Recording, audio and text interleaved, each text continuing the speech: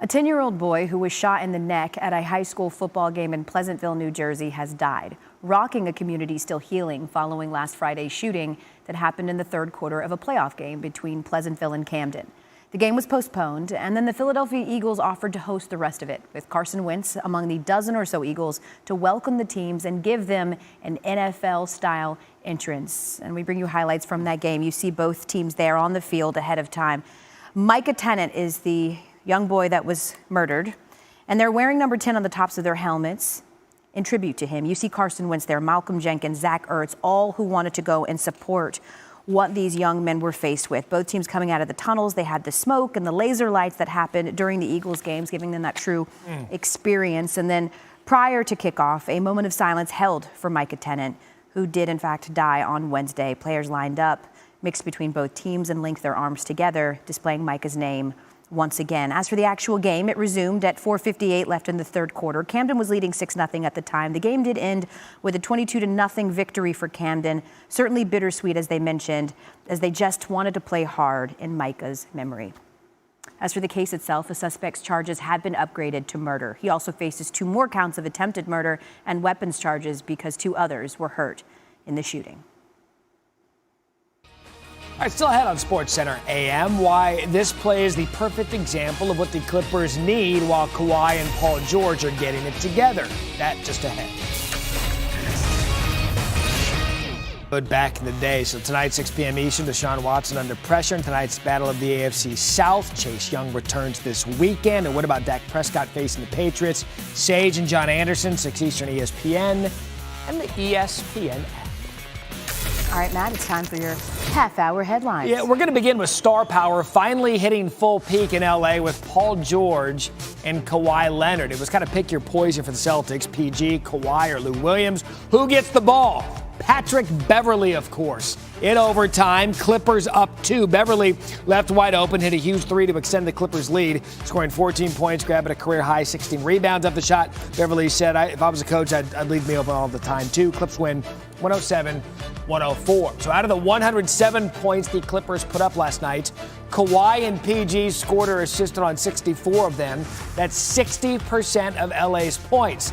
Clippers have now won 3 in a row, and their next game is tomorrow at home against James Harden and the Rockets, 10:30 Eastern on ESPN. Luka Doncic is in his own zone, following up Monday's 45-point triple-double with a 35-point, 10-rebound, 11-assist line as the Mavs absolutely clobbered the Warriors last night. Luka, who's now being called the Euro LeBron's, actually outpacing him in this category because Doncic has 15 career triple-doubles early into his second season. LeBron hit that mark in his 5th NBA season. So Luka Doncic not only leads the league with 7 triple-doubles, but that's not even the most impressive part of what he did last night. He recorded that triple-double in only 25 minutes and 30 seconds, the fewest minutes played in a 30-point triple-double in NBA history, at least according to Elias. So while things are looking good for the Mavs, yes, sir. One of the other teams, the great state of Texas, is struggling. Spurs lost 138-132 to the Wizards, which was their 7th loss in a row. The longest skid for the Spurs since Greg Popovich took over 20 years ago.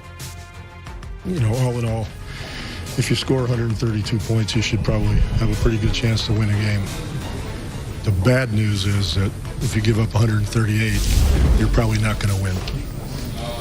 I'm just guessing. You know, I'm a really smart guy. You know, I'm figuring that's logical. You know, maybe I'm wrong, but you know, it's logical. Yeah, you know, 138 is probably going to be tough to win that game. The good news for Memphis basketball is that they are going to get their star freshman James Wiseman back on the court. The bad news is it won't be until January 12th. The NCAA suspending him 12 games, 2 of which he served, stemming from violations that included Penny Hardaway giving his family money to move while he was in high school. The aforementioned Penny Hardaway not pleased with the penalty. Well, I stated from the beginning that I didn't think it was fair, but there's nothing that I can do about it. I mean, obviously, James should be on the floor. That's just how I feel. So with James Wiseman having 2 games left on his suspension, and during that span, Memphis is an underdog in 3 games according to ESPN's Basketball Power Index. Those games include a Thanksgiving matchup against NC State, as well as a road game versus number 20 Tennessee, in which Memphis has just a 19% chance to win. Jimmy Johnson says 2020 will be his final season as a full-time driver. The winningest driver of his era made the announcements Wednesday in a video posted on social media. Johnson has a press conference today to discuss the decision. He joins Jeff Gordon, Dale Earnhardt Jr. as Hendrick Motorsports drivers who have called it a career since Gordon retired after the 2015 season. Let's get you started this morning with all the feels and why we love sports. TV timeout between the Caps and the Rangers. Luke, right there at the Rangers game, he's about to be surprised by his dad. Coming home after a year in Afghanistan, look at the face and the reaction. He's like, Dad! Absolutely beautiful moment. One that never gets old. No, you can do those every day of the week and they'll still Correct. have the same impact, especially this time of the year with the holidays coming next week. What a remarkable piece of video. It certainly is. That does it for our half-hour headlines. All right, so week 12 of the NFL season. Yeah, man. Gets underway. Yo, it's coming in hot, too. It's a good schedule. It's a good grid. Starts with a little AFC South action tonight. For more on that, let's go to New York City and Mike Greenberg. Hello, Greeny. Hello, guys. Yeah, good morning. And it was, to say the least, a disappointing weekend last week for Deshaun Watson and the Texans. They got blown out on the road in Baltimore. He played probably his worst game ever. So tonight, they're at home with basically everything on the line against their divisional foes in the Indianapolis Colts. A lot of intrigue surrounding this Thursday night matchup. The ball didn't go our way. We didn't execute. We didn't play well. They executed, and that was that. You got to live with it and go out there Thursday and flush it down and have a new opportunity. The 6-4 Texans host the 6-4 Colts tonight in a battle for supremacy in the AFC South. Indy got back in the win column last week as Jacoby Brissett returned from injury and found the end zone twice. Rolling to his right, throws into the end zone, and he's got it! Touchdown! Snap, looks at the goal line, in! Touchdown! Jacoby Brissett takes it himself. Houston, meanwhile, gained only 232 yards and turned it over twice in a 41-7 beatdown in Baltimore.